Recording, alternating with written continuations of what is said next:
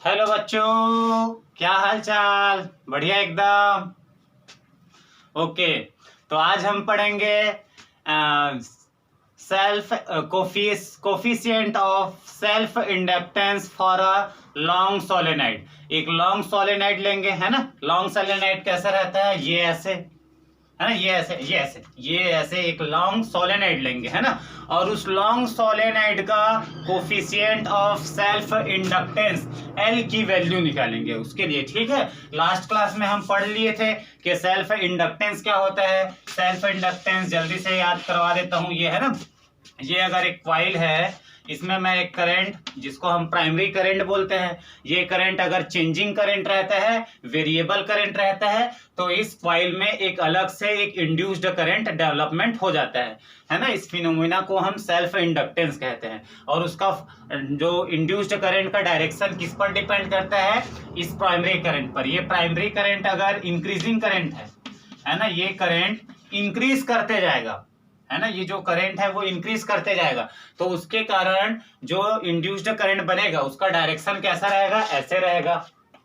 ये induced current का direction वो ऐसे बहेगा। अगर ये करंट डिक्रीजिंग करंट है ना, ये ले लीजिए, ये करंट प्राइमरी करंट अगर डिक्रीज करते जा रहा है, तो डिक्रीज करंट को क्या करता है, ये सपोर्ट करता है। मतलब ये जो करंट है वो ऐसे जा रहा है डिक्रीज करते करते, तो जो इंड्यूस्ड करंट बनेगा उसका डायरेक्शन भी ऐसे ही रहेगा।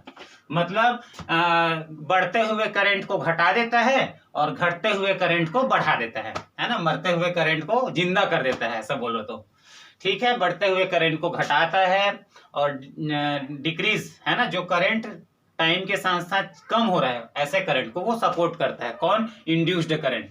ये हम लोग पढ़ लिए थे। आज इस पर बेस्ड एक दो न्यूमेरिकल क्वेश्चन करवा देता हूं, फिर उसके बाद हम एक सोलेनाइड का कोफिशिएंट ऑफ सेल्फ इंडक्टेंस निकालेंगे। ओके, तो जल्दी से लेते हैं न्यूमेरिकल क्वेश्चन। पहला एक क्वेश्चन ले रहा हूं बेटा ना, ध्यान देना। ये एक कॉइल ले लो, ये कॉइल ले लिया, है ना। ये कॉइल, ये पॉइंट, इसका पॉइंट ए, ये इसका पॉइंट बी। इसका coefficient of self inductance let 5 henry है ना। Coefficient of self inductance L का जो यूनिट है वो क्या रहता है, हेनरी। तो इसका कोफिशिएंट ऑफ सेल्फ इंडक्टेंस कितना है, 5 हेनरी। और इसमें जो करंट चेंज हो रहा है, यहां से जो प्राइमरी करंट चल रहा है वो इंक्रीजिंग करंट है, इंक्रीजिंग, है ना। मैं लिख देता हूं। और किस रेट से इंक्रीज कर रहा है, D I equal D T की वैल्यू क्या है, 2 एम्पियर पर सेकेंड। इसका मतलब ये क्वाइल है, इसका coefficient of self inductance 5 henry है ना। हेनरी यूनिट्स होता है, यूनिट होता है। जो करंट है प्राइमरी करंट वो बढ़ते जा रहा है। अच्छा, किस रेट से बढ़ रहा है sir, D I upon D T, 2 ampere per second.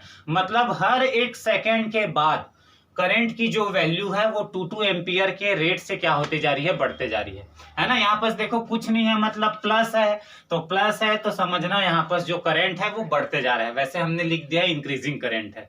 कई बार क्वेश्चन में इंक्रीज नहीं लिखा रहेगा, यहाँ से D I upon D T की वैल्यू देखना, 2 के सामने में 2 कैसा है, पॉजिटिव है, तो इसका मतलब समझना जो हर एक सेकंड में करंट कितना बढ़ते जा रहा है, 2 एम्पियर इंक्रीज करते जा रहा है। ओके, तो find EMF, induced EMF and potential difference between point A and B। Point A और पॉइंट B के बीच कितना पोटेंशियल डिफरेंस है वो भी मेजर करना है। और induced EMF, it means E की वैल्यू भी आपको निकालना है। तो बड़ा इजी है। इंड्यूस्ड EMF का फॉर्मूला क्या होता है, E इक्वल होता है L D आई अपॉन डी टी। कहां से आया sir, last class video number 5 देखो, इलेक्ट्रोमैग्नेटिक इंडक्शन 05, है ना। सर्च करना फिजिक्स बाबा NY इलेक्ट्रोमैग्नेटिक इंडक्शन 05, तो ये इसका लेक्चर मिल जाएगा, है ना, सेल्फ इंडक्टेंस का। तो E equal L D I upon D T. यहाँ पास माइनस भी लगा रहता है, बस माइनस ये शो करता है जो EMF है वो करंट में चेंज होने का अपोज करता है ना। तो माइनस को बेसिकली आप ना लगाना चाहो तो मत लगाओ, है ना। E equal L D I by D T, ये फॉर्मूला होता है। यहाँ से L कितना है बच्चों, L है 5 di/dt है ना, rate of change in current with respect to time कितना है, 2 है, तो 5 × 2 ये हो जाएगा 10। तो E की वैल्यू आई 10 वोल्ट। इलेक्ट्रोमोटिव फोर्स EMF ना, EMF या पोटेंशियल डिफरेंस बोलो कितना है, उसका यूनिट क्या होता है, वोल्ट। तो E की वैल्यू आ गई 10 वोल्ट। VA माइनस VB निकालना है, कैसे निकालेंगे, अब जरा देखो। पहले तो ये बताओ, जो इंड्यूस्ड EMF आ गया तो इसमें करंट भी आएगा। करंट का डायरेक्शन क्या रहेगा, इसमें अंदर करंट आ गया, मतलब ये coil behave like a battery की तरह वर्क करने लगेगा। भाई बैटरी से क्या निकलता है, करंट निकलता है, तो यहां से भी करंट निकल रहा है। तो एक हम इमेजिनरी बैटरी बना लेते हैं, समझ है, VA माइनस VB निकालना है, एक इमेजिनरी बैटरी। और उस बैटरी से जो करंट का डायरेक्शन बताओ बच्चों कैसा रहेगा, ये बढ़ रहा है करंट, तो बढ़ते प्राइमरी करंट अगर बढ़ रहा है, इंक्रीज करते जा रहा है, तो जो इंड्यूस्ड करंट बनेगा उसका काम क्या रहेगा, वो उसको घटाने का काम करेगा, है ना, कि तुम कम हो जाओ, भाई तुम बढ़ रहे हो, तुम्हारे बढ़ने की वजह से हम प्रोड्यूस हुए हैं, तो अब हम अपना डायरेक्शन ऐसा लेंगे कि तुम्हारा प्राइमरी का जो करंट बढ़ रहा है वो क्या हो जाए, कम हो जाए। तो वो अपना डायरेक्शन ऐसे बना लेगा, बनाएगा कि नहीं बनाएगा, बनाएगा ना। प्राइमरी करंट ऐसे जा रहा है, जुम जुम जुम जुम जुम जुम, और उधर से जो इंड्यूस्ड करंट आएगा वो ऐसे आएगा, जुम जुम जुम जुम जुम जुम, मतलब जस्ट उसके उल्टा, ताकि जो प्राइमरी करंट इंक्रीज हो रहा है वो क्या हो जाए, टाइम के साथ साथ कम हो जाए। तो ये इंड्यूस्ड करंट का डायरेक्शन। थोड़ा देर के लिए इमेजिनरी बैटरी बना लेते हैं, थोड़ा सा। अभी कॉइल से क्या निकला भैया, इंड्यूस्ड करंट निकला, है ना, तो बैटरी से हम करंट निकलता है, हाँ बैटरी याद आया सर, करंट इलेक्ट्रिसिटी, ये है ना। तो ये जो बड़ा पॉइंट है वो प्लस टर्मिनल है, ये माइनस टर्मिनल होता है, तो प्लस टर्मिनल से क्या निकलता है बच्चों, करंट निकलता है। करंट ऐसे आ रहा है, इसका मतलब मैं अगर इमेजिनरी बैटरी बनाऊं, यहाँ पास इमेजिनरी अगर हम बैटरी बनाते हैं तो ये कुछ ऐसा बनेगा क्या, ये ऐसा, ये ऐसा, है ना, और यहां से करंट निकलेगा बच्चों। करंट इधर से आएगा तभी तो ये इंक्रीजिंग करंट कम होगा, तो ये बैटरी का ये टर्मिनल, ये समझ में आया ना, बैटरी के पॉजिटिव टर्मिनल से ही करंट निकलता है। तो यहां से हम क्या निकाल देंगे, करंट निकाल दिए, है ना। हमने सोचा भाई कॉइल बैटरी की तरह बिहेव क्यों किया, क्योंकि इस कॉइल में एक इंड्यूस्ड करंट, एक अलग सा करंट क्या हुआ है, प्रोड्यूस हुआ है। तो हमने सोचा ये बैटरी की तरह वर्क करने लगा, तो बैटरी का प्लस टर्मिनल इधर क्यों ले, फिर हमने दिमाग लगाया, करंट का डायरेक्शन ऐसे है, ऐसे आएगा, तो करंट ये बैटरी का ये पॉजिटिव टर्मिनल होगा, इधर ही से तो करंट निकलेगा ना, तो ये हो गया। अब आपको VA कितना है, EMF 10 वोल्ट है ना, तो बताओ जो EMF है, इंड्यूस्ड EMF का वैल्यू 10 वोल्ट आया है, तो ये प्लस टर्मिनल और ये माइनस टर्मिनल, दोनों टर्मिनल के बीच का जो डिफरेंस है, पोटेंशियल डिफरेंस, वो 10 वोल्ट है। तो ये कैसा रहेगा, पॉजिटिव वाला 10 रहेगा और ये 0 रहेगा। हमेशा हाई और हायर पोटेंशियल में लोअर पोटेंशियल 0 को माइनस कर दो, तो 10 माइनस 0, तो 10 माइनस 0 तो क्या आया, 10 वोल्ट आया, है ना। ये देखो ना, ये पॉइंट जो बैटरी का जो प्लस टर्मिनल है वो पॉइंट A की तरफ है, तो क्या क्या निकालना है, VA माइनस VB निकालना है। तो कैसे निकलेगा, VA माइनस VB, बैटरी का प्लस टर्मिनल किधर है, पॉइंट A की ओर, तो इस टाइम ये 10 होगा और इस टाइम ये 0 होगा, तो VA minus VB, point A का पोटेंशियल है 10, वो ये निकला है, माइनस पॉइंट B का टर्मिनल क्या है, 0, तो 10 माइनस 0 क्या हुआ बच्चों, 10 वोल्ट। इसको मैं फास्ट बता दिया हूं, आई होप करंट इलेक्ट्रिसिटी में आप लोग ये सब चीजों को समझ लिए होंगे। तो VA माइनस VB का जो डिफरेंस है वो कितना आया, 10 वोल्ट आया। E की वैल्यू इजी है, LdI/dt के जगह में रख देना तो 10 मिनट में जाएगा, VA माइनस VB। पॉज करके नोट कर लो, ओके। सेकेंड क्वेश्चन ले, ओके।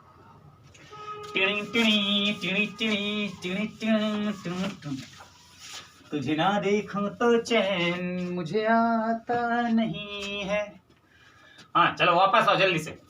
एक हम लेते हैं क्वाइल, ये क्वाइल ले लिया, इसका पॉइंट है, ये है पॉइंट X, ये पॉइंट Y, इधर से करंट आ रहा है इस टाइम I, और जो प्राइमरी करंट उधर से आ रहा है भाई ध्यान देना, है ना, और वो कैसा है करंट बेटा, डिक्रीजिंग करंट है, डिक्रीज कर रहा है, डिक्रीज कर रहा है, उधर से आ रहा है करंट ऐसे जाओ जाओ जाओ जाओ जाओ ऐसे, ये ऐसे फिर ऐसे फिर ऐसे फिर ऐसे फिर ऐसे फिर ऐसे फिर ऐसे ऐसे जा रहा है ना करंट। अच्छा, इसका कोफिशिएंट ऑफ सेल्फ इंडक्टेंस मान लो लेट द 4 हेनरी, ओके 4 मान लेते हैं। और जो इंड्यूस्ड जो करंट में डिक्रीज आ रही है D I upon D T की वैल्यू है मान लो -4 एम्पियर पर सेकेंड। मतलब करंट तो लो तो हो रहा है, डिक्रीज हो रहा है, मतलब उस करंट डिक्रीज हो रहा है टाइम के साथ साथ, लेकिन किस रेट से, rate of change in current with respect to time minus लगा है। मतलब हर 1 सेकेंड में 4 एम्पियर का करंट क्या हो जाता है, लूज हो रहा है। जैसे मान लो शुरू में इसमें से 20 एम्पियर का करंट दौड़ रहा है, जैसे ही बहेगा 1 सेकंड बाद जो करंट बचेगा वो कितना हो जाएगा, 16 एम्पियर। फिर अगले 1 सेकंड में जो करंट बनेगा वो 12 एम्पियर, फिर अगले 1 सेकंड में 8 एम्पियर। मतलब हर 1 सेकंड में 4 एम्पियर का करंट क्या हो जाएगा, वेस्ट हो जाएगा, वेस्ट या डिक्रीज हो जाएगा, कम हो जाएगा बेटा। टाइम के साथ साथ करंट क्या हो रहा है, कम हो रहा है। तो find the induced EMF in this coil, E की वैल्यू निकालना है and potential difference Vx minus Vy। ध्यान देना, Vx माइनस Vy पर निकालना है, ये 2 चीज फाइंड आउट करना है। तो E since we know that E equal क्या होता है, L di अपॉन dt, ये उसका फॉर्मूला है, ये तो जानते हैं ना। L की वैल्यू कितनी है 4, तो 4 di अपॉन dt, करंट में जो चेंज हो रहा है वो कितना हो रहा है, माइनस नहीं देखना है, वो माइनस बस ये बताएगा कि करंट टाइम के साथ साथ कम होते जा रहा है। ओके, प्लस माइनस ये सब बताएंगे कि अगर कुछ नहीं है तो 4 एम्पियर पर सेकंड बढ़ रहा है, माइनस लगा है मतलब 4 एम्पियर पर सेकंड क्या होते जा रहा है, कम होते जा रहा है। वैसे मैंने लिख दिया डिक्रीज हो रहा है। कई बार क्वेश्चन में ऐसा नहीं आएगा कि करंट कम हो रहा है, आपको यहाँ से देखना है माइनस है तो करंट कम हो रहा है, और कुछ नहीं है पॉजिटिव है तो करंट ग्रोथ कर रहा है। तो यहाँ से समझिएगा D I by D T की वैल्यू कितनी है 4, तो 4 रख दो। तो ई की वैल्यू कितनी आई, ई की वैल्यू आई है 4 4 जा 16 वोल्ट। भाई उसका यूनिट होता है ना, ईएमएफ का यूनिट क्या होता है, ऐसा यूनिट वोल्ट, तो 16 वोल्ट आया। अब देखो ये कैसा है, करंट डिक्रीज। अब यहाँ से ध्यान देना, अब हम इमेजिनरी बैटरी बनाएंगे यहाँ पर ना, बैटरी, इमेजिनरी बैटरी बनाएंगे। कैसे बनेगा देखते हैं, ठीक है। करंट कैसा है, डिक्रीज। तो जो इंड्यूस्ड करंट है उसका काम क्या रहता है, dying current, supports are dying current, है ना, मरते हुए करंट को सपोर्ट करना। भाई ये इंड्यूस्ड करंट कब बना, हाँ करंट कम हो रहा है, प्राइमरी करंट कम हुआ तो हम बने हैं। तो हम जिसकी वजह से बने हैं उसको क्या करेंगे, अपोज करेंगे। तो हम किसकी वजह से बने हैं, करंट के कम होने से, तो हम उसको क्या कर देंगे, बढ़ा देंगे। बढ़ेगा कैसे, जिस डायरेक्शन में जिस डायरेक्शन में प्राइमरी करंट फ्लो हो रहा है उसी डायरेक्शन में इंड्यूस्ड करंट भी फ्लो होगा ताकि सपोर्ट करे। तो वो कैसे हो रहा है, इधर जा रहा है, तो इंड्यूस्ड करंट का डायरेक्शन भी यही रहेगा, इंड्यूस्ड करंट का डायरेक्शन वही रहेगा। बोले इंड्यूस्ड करंट सोचेगा भाई तुम मर रहे हो तो हम तुमको सपोर्ट करेंगे। कैसे सपोर्ट करेगा, अपने ही डायरेक्शन में वो क्या कर देगा, उसी डायरेक्शन में, प्राइमरी करंट के डायरेक्शन में ही अपना करंट का डायरेक्शन वो ले लेगा, तो उसी डायरेक्शन में हो गया। तो बेटा बताओ, मतलब अगर मैं इमेजिनरी बैटरी बनाऊं, इमेजिनरी चलो बनाते हैं, ये करंट ऐसे आ रहा है, करंट ऐसे आ रहा है, मतलब बैटरी का जो प्लस टर्मिनल है वो ये होगा और ये माइनस टर्मिनल होगा। तो ये बैटरी का प्लस टर्मिनल, इधर से ही तो करंट निकलेगा, करंट का डायरेक्शन देखो ना, तो करंट इधर से ही निकलेगा, और ये माइनस टर्मिनल हो गया। तो कैसे निकलेगा, Vx माइनस Vy, Vx ये प्लस टर्मिनल है, कितना है 16 वोल्ट, तो ये बैटरी, ये प्लस टर्मिनल, ये माइनस टर्मिनल, दोनों के बीच का डिफरेंस कितना होना चाहिए 16, तो इस टाइम ये 6 होगा और ये 0 होगा। अब देख लो, हाईएस्ट पोटेंशियल में लोअर पोटेंशियल को माइनस करते हैं, तो हाईएस्ट पोटेंशियल क्या है 16 माइनस 0, 16 माइनस 0 करोगे तो दोनों का बीच का डिफरेंस कितना आया, 16 वोल्ट आया ना। तो Vx की वैल्यू है 16। देखो बैटरी का प्लस टर्मिनल किससे अटैच है, X से अटैच है, तो Vx की वैल्यू आ जाएगा 16 और Vy उधर क्या होगा, 0 होगा। तो 16 माइनस 0 16 वोल्ट। क्लियर है, तो ये इस टाइप के कुछ क्वेश्चन हैं। ओके, तो चलो यह समझ में आ गया, पॉज करके नोट कर लो। ओके, अब हम निकालेंगे, हेडिंग लगाओ बच्चों, प्यारे बच्चों, न्यारे बच्चों। सर न्यारा मत बोलना, प्यारा मत बोलना सर, बहुत कट्टर है, स्किप कर करके वीडियो देखते हैं सर, बड़ा बना देते हो सर, ऐसा नहीं है। चलो तो हेडिंग लगाते हैं students, self coefficient of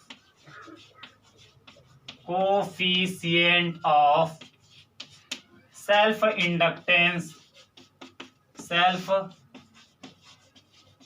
inductance for a long solenoid.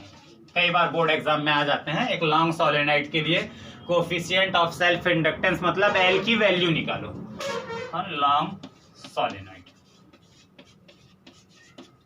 तो सबसे पहले एक लॉन्ग सोलेनोइड ले लो। लॉन्ग सोलेनोइड यहां पर लेते हैं ना, ये कच्चर कच्चर कच्चर कच्चर कच्चर, ये लॉन्ग सोलेनोइड। इसका लेंथ है एल, मान लो इसका लेंथ कितना है एल, इसका लेंथ हमने एल मान लिया। ध्यान देना बच्चों क्या क्या मैं बोल रहा हूं, एल है। इसमें नंबर ऑफ टर्न्स कितने हैं एन, कितने टर्न्स है N turns, capital N number of turns ना, और छोटा एक एन लेते हैं, छोटा एन। छोटा एन क्या होता है, number of turns per unit length, unit length पर टर्न्स की संख्या है ना, और वो एन क्या है कैपिटल एन, पूरे लेंथ पर कितना है, पूरे लेंथ में कितने टर्न है, और छोटा एन क्या है यूनिट लेंथ में कितने टर्न्स हैं वो है ना। तो ये अब हम लेते हैं ये, मान लो अब इसमें जो करंट फ्लो हो रहा है बच्चों वो आई करंट है, क्लियर है। अब करंट इसमें बहेगा, फ्लो होगा, तो क्या होगा, ये सोलेनाइड है ना। Current carrying wire produce a magnetic field, इस सोलेनाइड के पास अपना खुद का एक मैग्नेटिक फील्ड होगा। अब देखो कैसे बनेगा, सोलेनाइड के कारण ड्यू टू सोलेनाइड है ना, जो मैग्नेटिक फील्ड लाइन बनती है वो ऐसे बनती है बेटा, ऐसे है ना, यूनिफॉर्म क्वाइल के सेंटर उसके एक्सिस से पास करता हुआ है ना। तो सभी क्वाइल का जो कोसेंट्रिक एक्सिस है ये उसका, ये ऐसे, इसको ऐसे इमेजिन करो ये, तो उसका जो सभी क्वाइल्स का जो सेंटर है ना उसके सेंटर से पास होते हुए जो मैग्नेटिक फील्ड बनेगा, ओके ये बनेगा, ठीक है। तो वो मैग्नेटिक फील्ड की वैल्यू कितना आती थी बताओ, एक लॉन्ग सोलेनोइड के कारण जो मैग्नेटिक फील्ड होता है उसका मैग्नीट्यूड कितना आता था, B equal mu not N I, इसका हम यूज करेंगे। ओके, चैप्टर नंबर 4 याद करो, magnetic field due to a long solenoid है ना, ये मिल जाएगा B equal mu not N I. अच्छा, इसके एक क्वाइल से, ये एक जो क्वाइल है इस क्वाइल से एसोसिएटेड जो फ्लक्स है वो फाई है मान लेते हैं। तो फाई क्या है, phi is the magnetic flux linked with one coil, linked with one coil, ठीक है बच्चों। एक क्वाइल से है ना, इसके एक क्वाइल से, इस क्वाइल से एसोसिएटेड बोलो या इससे रिलेटेड बोलो, जो मैग्नेटिक फ्लक्स है वो फाई है। जरा आओ उस फाई की वैल्यू निकालते हैं। फाई की वैल्यू, मैग्नेटिक फ्लक्स का फॉर्मूला क्या होता है, BA cos थीटा होता है ना। हाँ, तो B के जगह में तो B आ जाएगा, और इस कॉइल का रेडियस मान लो बेटा कैपिटल R। अच्छा ये देखो ना यार, ये देखो ये ऐसे एक सर्कुलर रिंग भी तो बना, तो इसका रेडियस होगा ये ऐसे,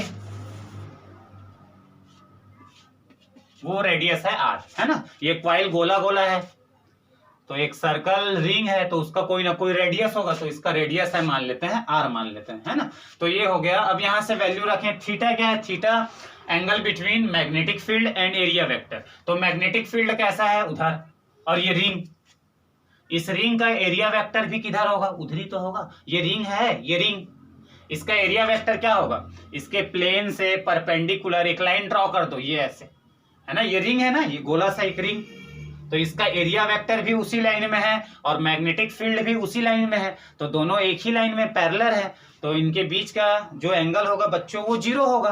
तो यहाँ पर क्या हो जाएगा, फाई इक्वल बी ए कॉस 0, और कॉस 0 की वैल्यू 1 होगी तो फाई इक्वल मिल जाएगा बी ए, है ना। बी की वैल्यू रखो तो फाई इक्वल हो जाएगा, फाई इक्वल बी की वैल्यू है म्यू नॉट एन आई, और एरिया का फॉर्मूला क्या होता है, सर्कुलर वाले केस में पाई आर स्क्वायर, तो पाई और रेडियस का स्क्वायर इट मींस आर का स्क्वायर, तो ये हुआ mu not N I pi are square.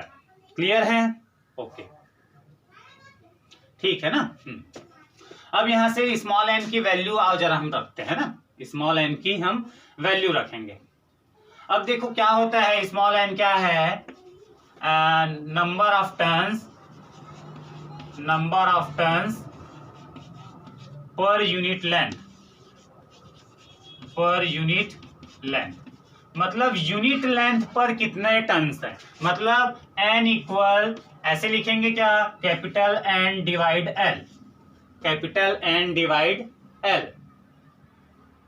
है ना, यही होगा, capital N equal small N equal N upon L. सही बना रहे हैं? ओके, लो थोड़ा देर बाद निकालते हैं बच्चों, थोड़ा देर बाद निकालते हैं ना। ये निकला फाई की वैल्यू, ये फाई क्या है, magnetic flux linked with one coil, एक कॉइल से एसोसिएटेड मैग्नेटिक फ्लक्स है। तो इसी प्रकार ये बताओ, एक कॉइल से एसोसिएटेड फ्लक्स कितना है, फाई, दो कॉइल से एसोसिएटेड फ्लक्स कितना हो जाएगा, 2 फाई, 3 फाई से लिंक्ड फ्लक्स कितना हो जाएगा, 3 फाई, एन टर्न से एसोसिएटेड फ्लक्स कितना हो जाएगा, एन फाई, वही आपका टोटल फ्लक्स रहेगा। तो फाई टी क्या रहेगा, टोटल फ्लक्स, ये हम पहले भी निकाल चुके हैं, फाई टी टोटल फ्लक्स किसके इक्वल होगा, एन फाई के। भाई एक कॉइल से लिंक्ड कितना है फ्लक्स, फाई, दो कॉइल से लिंक्ड फ्लक्स कितना हो जाएगा, 2 फाई, 3 कॉइल से लिंक्ड फ्लक्स कितना हो जाएगा, 3 फाई, एन टर्न से लिंक्ड फ्लक्स कितना हो जाएगा, इट मींस टोटल फ्लक्स, इसमें एन टर्न्स है ना, तो सभी का फ्लक्स को ऐड करो तो फाई टोटल मिलेगा, वो फाई टोटल किसके इक्वल रहेगा, एन इंटू फाई के, वेयर एन क्या है, एन टर्न्स है, नंबर ऑफ टर्न्स है, तो एन फाई, तो फाई टोटल कितना हो जाएगा, फाई टी इक्वल एन की वैल्यू है, रख दीजिए एन म्यू नॉट, फाई की वैल्यू रख दो ना, N I pi are square. Clear है? अच्छा, अब स्मॉल एन देखते हैं। स्मॉल एन क्या होता है, नंबर ऑफ टर्न्स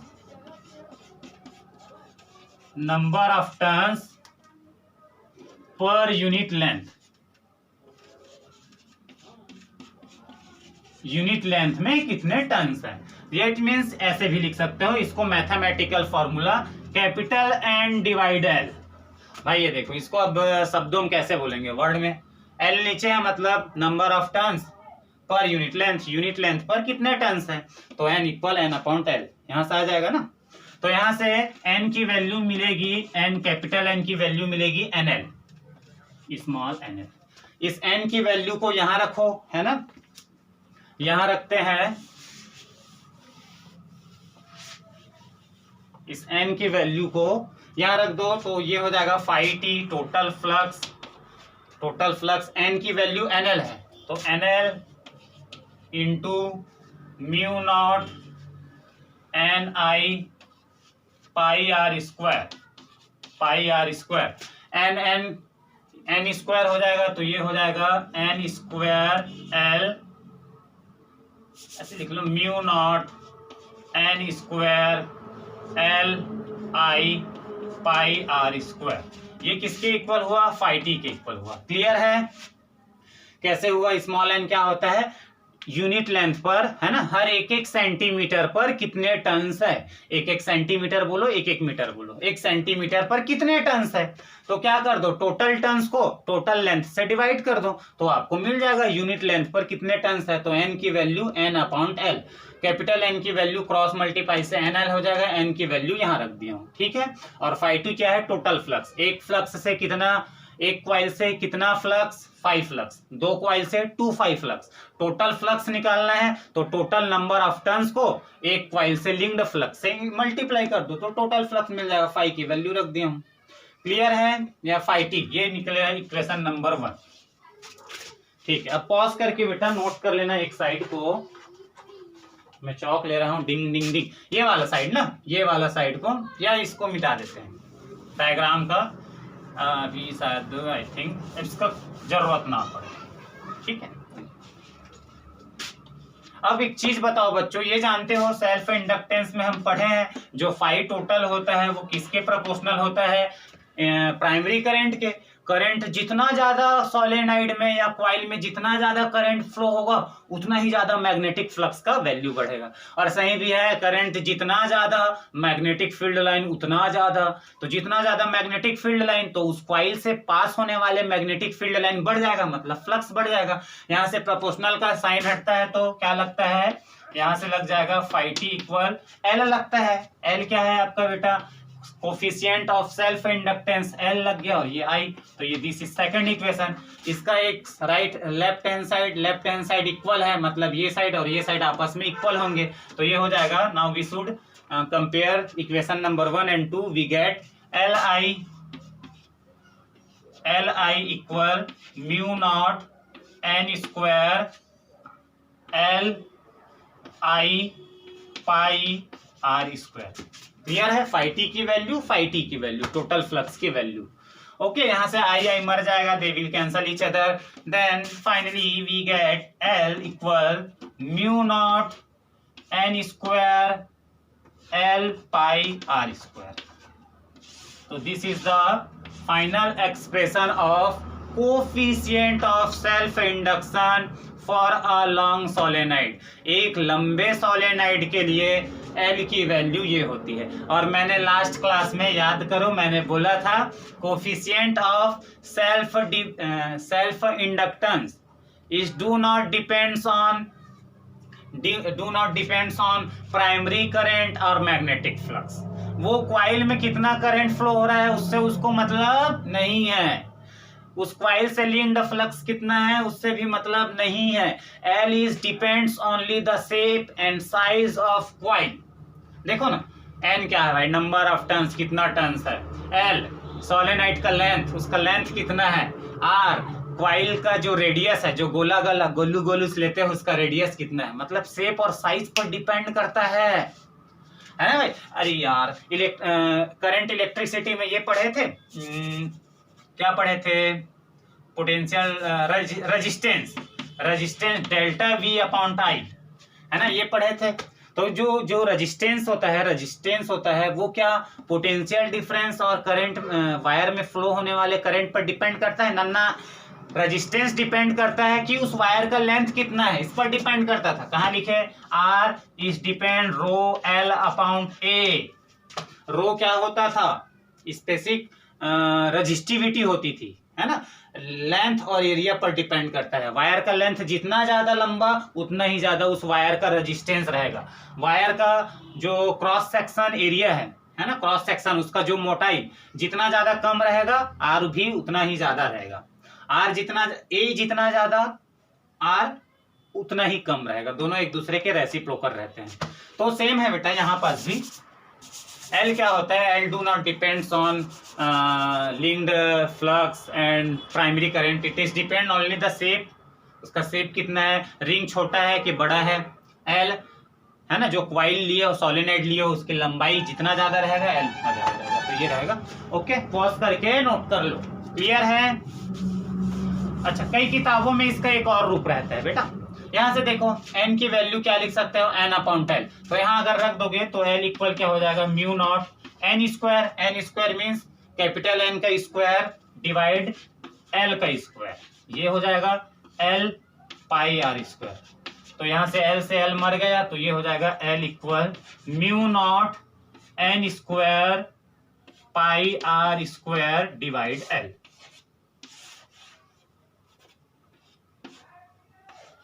तो एक फॉर्मूला ये होता है। दोनों का मीनिंग सेम है ना। अलग अलग बुक्स में अलग अलग फॉर्मूला लिखे रहते हैं, तो हमने दोनों निकाल दिया। तो आई होप ये self coefficient of self inductance for a long solenoid का लेक्चर समझ में आया होगा, है ना। तो पढ़ाई करते रहिए। All the very best.